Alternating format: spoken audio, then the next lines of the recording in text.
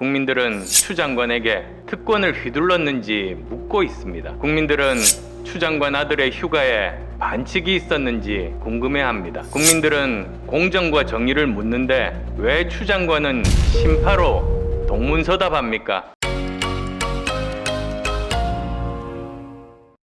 오늘은 두 가지 현안에 대해서 말씀드리겠습니다. 정부의 무차별적인 2만원 통신비 지원 계획이 결국 강행될 것 같습니다. 잘못을 인정하고 고칠 줄 아는 용기보다 밀리면 끝장이라는 구태의연함을 보여준 이낙연 대표와 민주당 신임 지도부의 결정이 안타깝습니다. 우리 당이 제일 먼저 요구했던 4차 추경의 내용과는 아주 거리가 먼 허술하고 속이 뻔히 보이는 이런 추경안에 대해서는 찬성하기 어렵습니다. 전면적으로 수정할 것을 정부 여당에 강력히 요구하며 올바른 추경의 수정 방향에 대해 몇 가지 제안을 드리고자 합니다. 먼저 재난이 있는 곳에 지원을, 피해가 있는 곳에 보상을 이라는 원칙을 분명히 해야 합니다. 그리고 최대한 사각지대를 없애야 합니다. 정부의 집합금지 명령으로 영업을 하지 못한 분들은 불법이 없는 한 업종 구분 없이 지원해야 합니다. 법을 준수하고 정부를 신뢰한 대가가 불공평과 차별이라면 앞으로 누가 방역에 제대로 협조하겠습니까? 코로나 환자를 돌보기 위해 일반 환자를 보지 못한 병원의 손실을 보상해 준다면 다른 업종과 영역에서도 정부의 방침에 따랐기 때문에 발생할 손실분을 지원하는 것이 논리적으로 당연합니다. 아울러 상반기에 피해가 컸던 분들, 올해 창업한 분들 등 지원의 사각지대가 없도록 세밀하게 대책을 세워주시기 바랍니다. 피해가 큰 곳을 더 많이 지원한다는 집중 지원 원칙도 관철돼야 합니다. 이번 추경안의 전체 규모는 7조 8천억 원입니다. 그런데 코로나 재확산의 직격탄을 맞고 있는 소상공인과 자영업자들에 대한 직접적인 지원은 절반도 안 되는 3조 8천억 원에 불과합니다. 현 추경안은 배보다 배꼽이 더 큰 백화점식 나열 지원으로 선택과 집중의 원칙이 지켜지지 않았고 결국 효과도 적을 것입니다. 피해가 큰 소상공인과 자영업자 그리고 거기에 종사하는 분들에 대한 지원을 늘리고 9천억 원에 달하는 통신비 지원 예산도 역시 어려운 분들을 위한 긴급 생계 지원으로 돌려야 합니다. 이번 추경 재원 7조 8천억 원 중 대부분인 7조 5천억 원은 적자 국채를 통해서 조달됩니다. 모두가 국민 부담입니다. 그래서 정부의 작은 위로이자 정성이라는 대통령의 말씀은 듣기 민망하고 황당했습니다. 이번 추경이 대통령의 사재를 털어서 만들었다는 이야기입니까? 대통령께서 정신 차리셔야 합니다. 그런 말씀을 하실 때가 아닙니다. 상황이 이렇다면 국민의 세금으로 월급 받는 공직자들도 위기 극복을 위해 솔선수범하는 자세가 필요합니다. 그래서 정부에 제안합니다. 올해 말까지 3개월 만이라도 공무원 월급의 10%를 지역화폐나 온누리 상품권 등으로 지급하는 것을 검토해 주시기 바랍니다. 물론 임금은 현금 지급이 원칙이지만 근로기준법 43조에서는 법령 또는 단체 협약에 특별한 규정이 있는 경우에는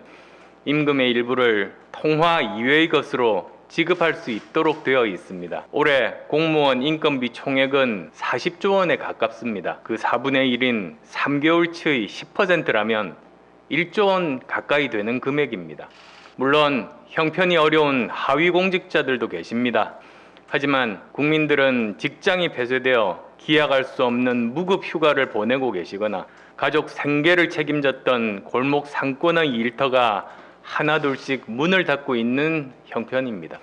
상대적으로 안정적인 공직자의 보수는 전액이 국민의 세금과 국민이 갚아야 할 빚에서 나온다는 것을 감안한다면 이렇게 해서라도 세금 내주신 국민들께 보답하고 경제 활성화에 기여해 주시기를 부탁드립니다.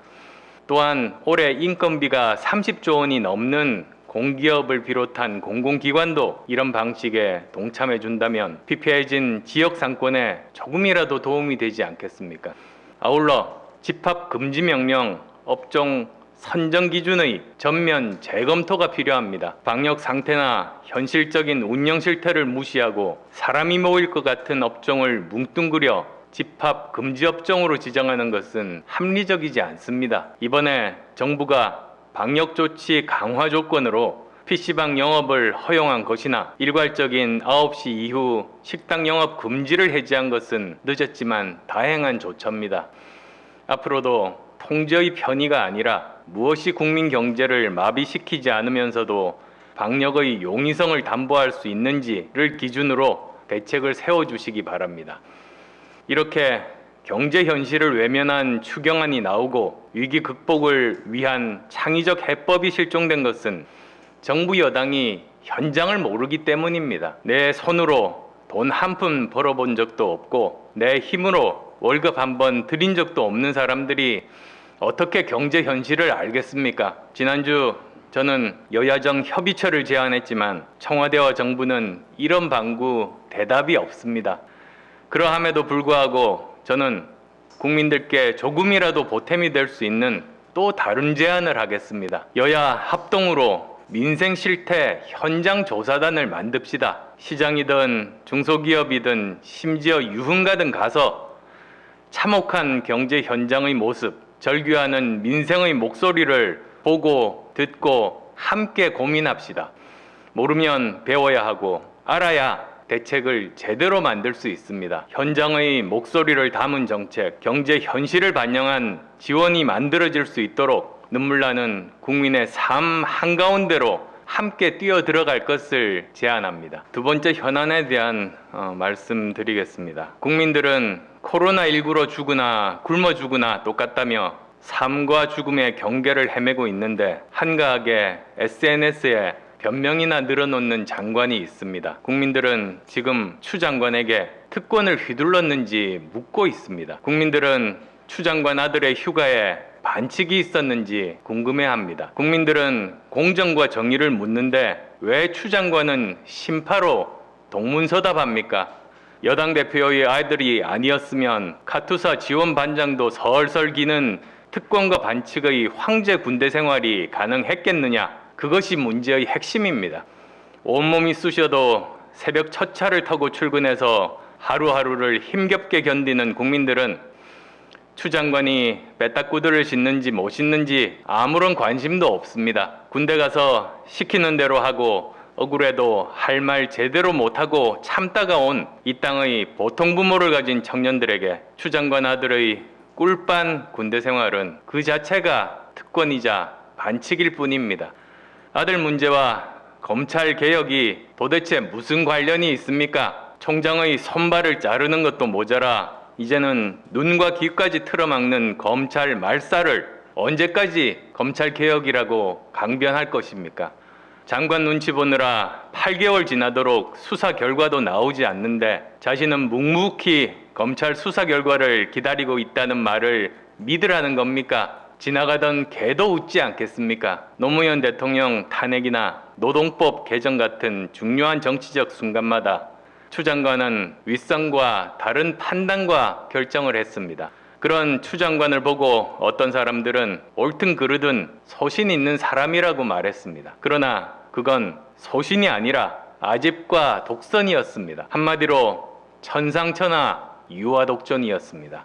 그 독선과 아집으로 검찰을 짓눌러 진실을 은폐하려 한다면 단언컨대 추 장관 본인도 문재인 정권도 불행한 과거 정부의 전철을 밟을 것입니다. 문재인 대통령께 묻습니다. 추 장관의 이런 뻔뻔함은 대통령의 뒷배 때문입니까? 국방부까지 나서 추 장관 구하기에 나선 것은 대통령의 의중을 반영한 것입니까? 소위 백이 문제인데 추 장관은 대통령 백으로 버티는 겁니까? 이 땅의 수백만, 수천만 국민들을 절망하게 만들고 지금 이 시간에도 전선을 지키고 있는 60만 국군 장병에게 한없는 자괴감을 주는 추미애 장관이 이 정권에 그렇게 소중한 존재입니까? 조국과 추미애가 아니면 대통령이 그렇게 하고 싶어하는 소위 검찰개혁을 할 사람이 이 정권에 단 한 사람도 없습니까? 바닥 수준의 도덕성과 민심 외면이 문재인 정부 법무부 장관의 필수 조건입니까? 힘들어도 내일은 나아질 거라는 희망이 있다면 버틸 수 있습니다. 내가 안 됐어도 과정이 공정했다는 믿음이 있다면 납득할 수 있습니다. 그런 희망과 믿음마저 없다면 국민들이 너무 불쌍하지 않습니까? 부디 국민들의 희망과 믿음을 뺏는 정권, 국민 화병 돋우는 대통령과 장관이 되지 말기를 간곡히 부탁드립니다.